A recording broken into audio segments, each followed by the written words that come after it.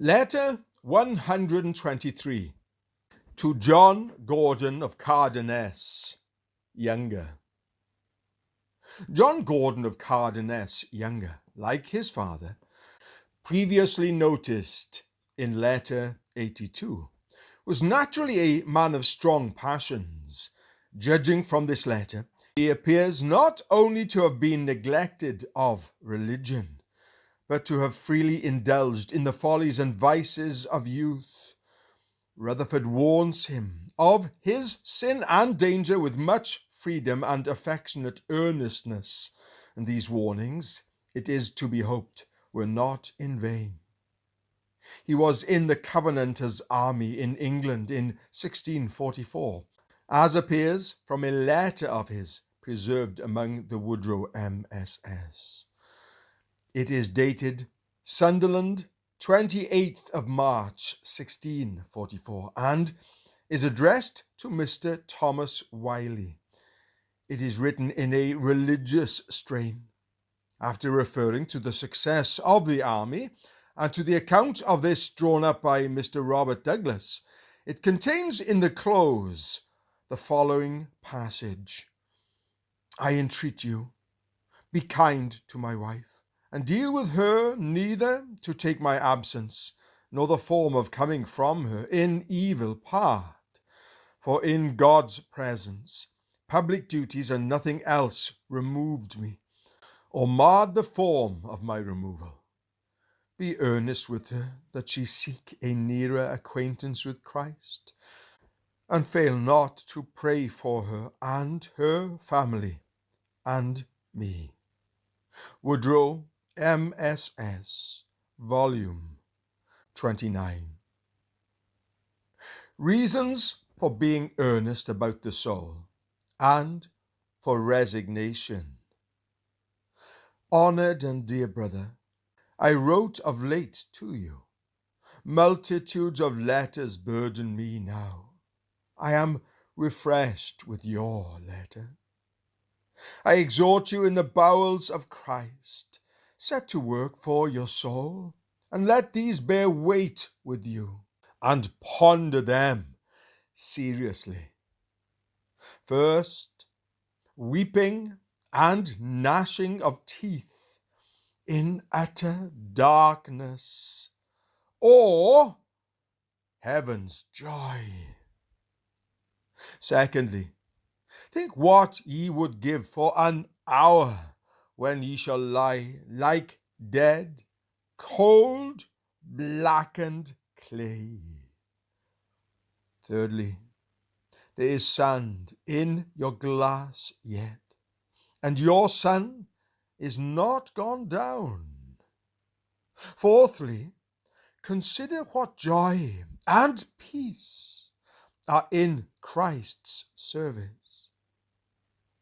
Fifthly, think what advantage it will be to have angels, the world, life and death, crosses, yea, and devils, all for you, as the king's sergeants and servants, to do your business.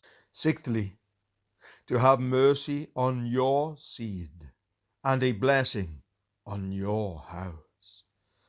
Seventhly, to have true honor, and a name on earth that casten a sweet smell. Eighthly, how ye will rejoice when Christ layeth down your head under his chin, and betwixt his breasts, and drieth your face, and welcometh you to glory and happiness. Ninthly, imagine what pain and torture is a guilty conscience, what slavery to carry the devil's dishonest loads. Tenthly, sin's joys are but night dreams, thoughts, vapors, imaginations, and shadows. 11thly, what dignity it is to be a son of God. 12thly, dominion and mastery over temptations, over the world and sin.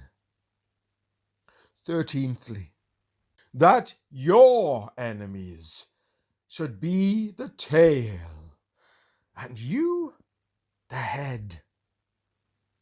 For your bairns now at rest, I speak to you and your wife, and cause her read this. First, I am a witness for Barbara's glory in heaven. Secondly, for the rest, I write it under my hand. There are days coming on Scotland with barren wombs and dry breasts, and childless parents shall be pronounced blessed. They are then in the lee of the harbour ere the storm come in. Thirdly, they are not lost to you that are laid up in Christ's treasury in heaven. Fourthly, at the resurrection ye shall meet with them.